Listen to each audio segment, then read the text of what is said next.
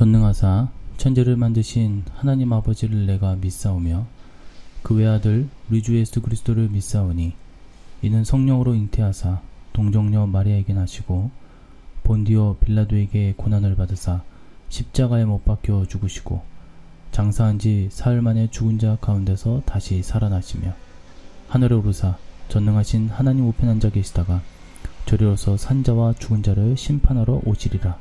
성령을 믿사오며 거룩한 공예와 성도가 서로 교통하는 것과 죄를 사하여 주시는 것과 몸이 다시 사는 것과 영원히 사는 것을 믿사옵나이다. 아멘. 여러 날을 있더니 베스도가 바울의 일로 왕에게 고하여 이르되 벨릭스가 한 사람을 구류하여 두었는데 내가 예루살렘에 있을 때에 유대인의 대제사장들과 장로들이 그를 고소하여 정죄하기를 청하기에 내가 대답하되 무릇 피고가 원고들 앞에서 고소사건에 대하여 변명할 기회가 있기 전에 내주는 것은 로마 사람의 법이 아니라 하였노라. 그러므로 그들이 나와 함께 여기 오매 내가 지체하지 아니하고 이튿날 재판 자리에 앉아 명하여 그 사람을 데려왔으나 원고들이 서서 내가 짐작하던 것 같은 악행의 혐의는 하나도 제시하지 아니하고. 할렐루야. 오늘은 바울에 대한 베스도의 증언이란 주제로 사도행전 25장 14절에서 18절 말씀 중심으로 오늘 새벽 말씀을 전하도록 하겠습니다. 바울은 자신이 아무런 죄도 저지르지 않았음에도 총독 베스도가 자기를 억류하려 하고 불필요한 재판을 진행하려 하자 로마 시민권자로 가이사에게 직접 재판을 받겠다라고 합니다.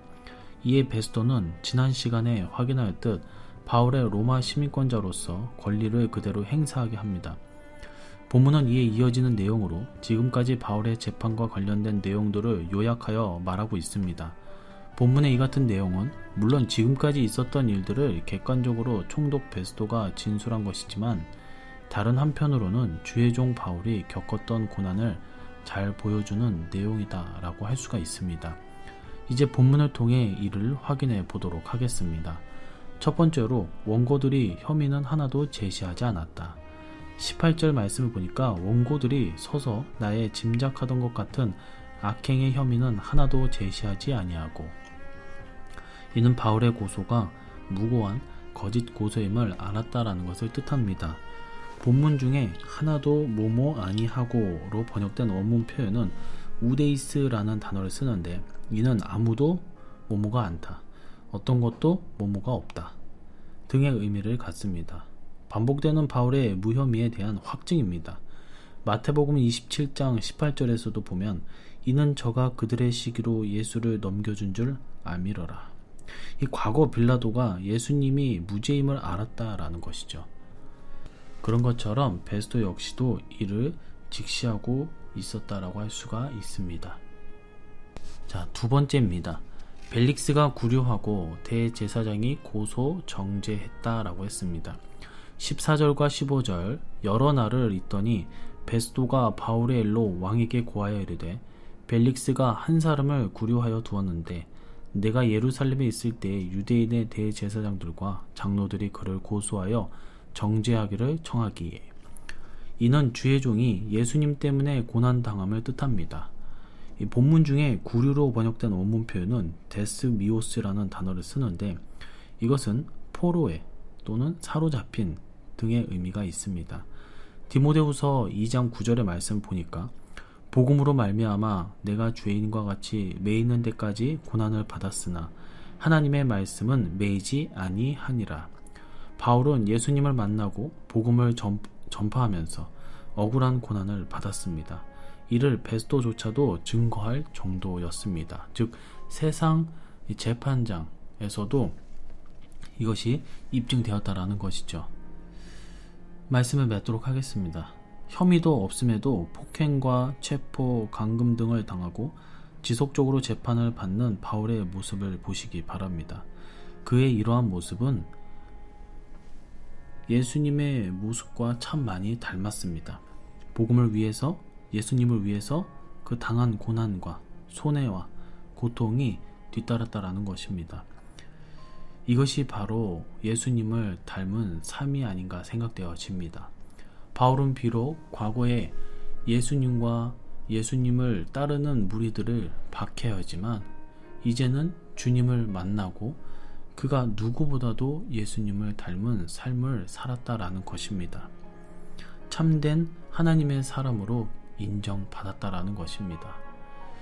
우리도 바울과 같은 삶을 살아간다는 것이 참 어렵지만 바울의 이런 믿음의 신앙인이 될 수 있도록 늘 기도하고 고통과 고난을 말씀으로, 하나님으로, 또 내주하신 성령님의 그 인도하심으로 이겨낼 수 있는 주님의 참된 제자가 되기를 간절히 소망합니다. 바울과 같은 위대한 주님의 제자가 되시는 우리 일산육계 모든 성도님들이 될 수 있도록 은혜와 축복을 주님의 이름으로 간절히 축원합니다. 기도하도록 하겠습니다. 하나님 아버지, 세상 재판장도 바울의 무고함을 알았습니다. 그럼에도 불구하고 그는 억압과 폭행과 감금과 여러 고통과 고난이 있었음에도 눌리지 아니하고 세상과 맞서 싸웠습니다. 우리의 삶이 바울과 같은 삶이 될 수 있기를 은혜를 내려 주시옵소서. 우리는 연약하기에 바울과 같은 삶을 살 수 없다라고 외치지만 우리도 언젠가 주님 앞에 크게 쓰일 날이 올 때에 하나님의 섭리 가운데에 계획하심 속에 우리가 악한 이들에게 지지 아니하고 오직 주의 복음을 위해서 전파하는 마지막 때 크게 쓰임받는 주님의 종들이 될 수 있도록 훈련시켜 주시고 은혜를 내려 주시옵소서. 언제까지나 우리와 함께 하실 것을 믿사오며 다시 오실 예수님의 이름으로 기도드리옵나이다. 아멘. 주기도문으로 새벽 예배를 마치도록 하겠습니다. 하늘에 계신 우리 아버지여, 이름이 거룩히 여김을 받으시오며 나라의 임하옵시며 뜻이 하늘에서 이룬 것 같이 땅에서도 이루어지이다.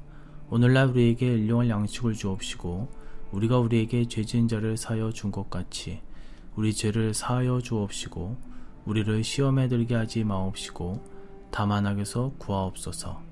대개의 나라와 권세와 영광의 아버지께 영원히 있사옵나이다. 아멘.